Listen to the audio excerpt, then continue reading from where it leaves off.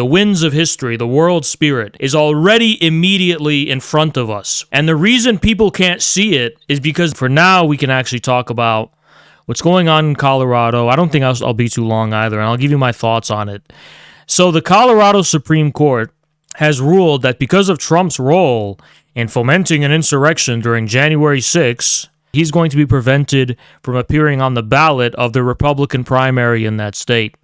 Now, this is the recipe for a civil war. I know that the phrase civil war was trending on Twitter, but I want to take credit for something, and I want you guys to be my witness for this. I'm not a magician. I don't have access to special powers, but I do feel as though I have a vision in terms of intuition, cohering many different things and putting them together and drawing a conclusion based on a more holistic perspective, a far-sighted perspective, right? Did I not tell you shit was going to go down in the Rocky Mountains? Did I not fucking tell you shit was going down there?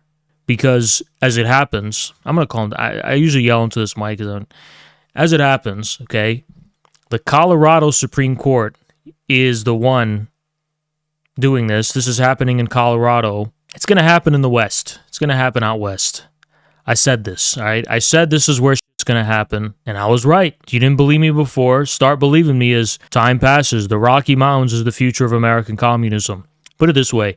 If American communism of the 1930s was based in the Midwest, Chicago, and if that was based in the Midwest, the Workers' Farmers Party and so on, 2036 is going to be centered in the Rocky Mountains region. It's going to be centered in the Western territories, where the majority of, not the majority, where a bulk of the land is federally owned. I don't know if it's the majority or not.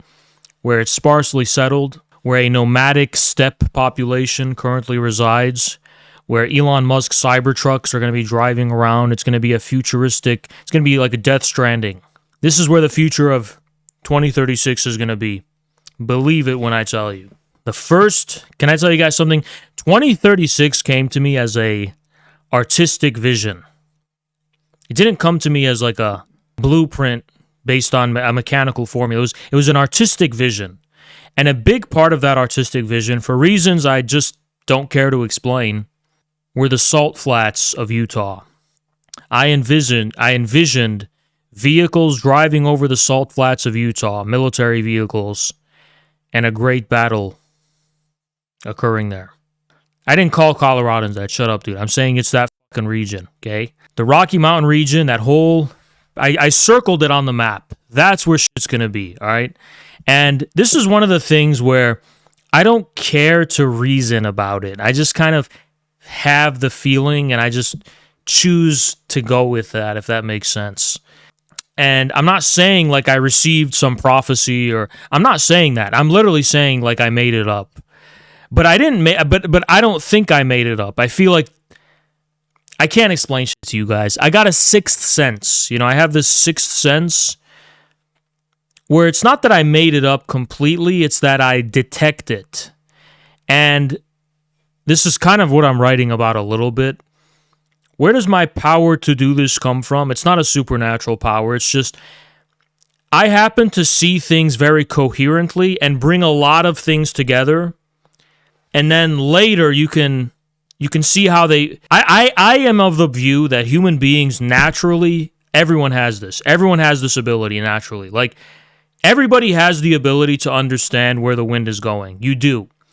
It's just like what David Lynch says. You know, David Lynch, he was giving a speech like, David, how do you come up with the shit you do? And he said some weird shit about like, well, the ideas are just like bubbles and it's like a dream and you have to let it just come to, it's just, but you read between the lines of that is that we human beings are already confronted with the entire intelligence, the collective intelligence of mankind. And we have to use brain power to make that explicit and actually connect the dots ourselves, right? But it's still there whether we use the brain power or not. Does that make sense? Like, our stream of experience already opens us to the concrete whole of our existence. Historically, the winds of history, the world spirit, is already immediately in front of us, right? And the reason people can't see it is because they overthink it. They overthink it and they think too logically without just, I can't explain it. It's a very American thing. I'm not a magician, all right? Don't get these funny ideas that Haas is that I'm some kind of prophet or something. You know, the reason I'm able to predict shit the way I am, the reason I'm able to see with the clarity that I have is not because I have magical abilities, all right? I'm just kidding.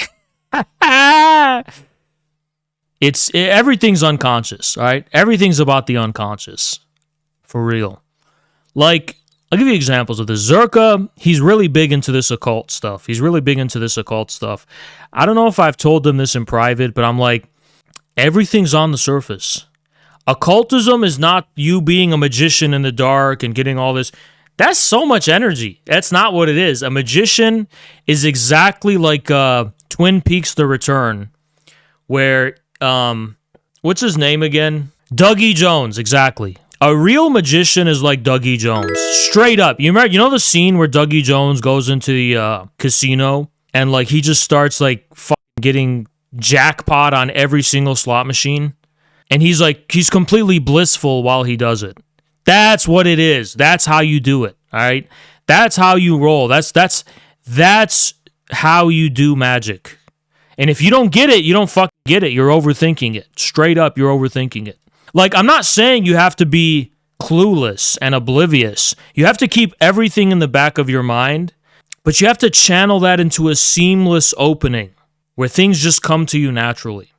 I can't fucking explain that to you. Anyway, no, I'm not saying you should physically move to the Rocky Mountains. I'm saying you should stay where you are and start paying attention to that region and its economic significance, its political significance, and its historical significance.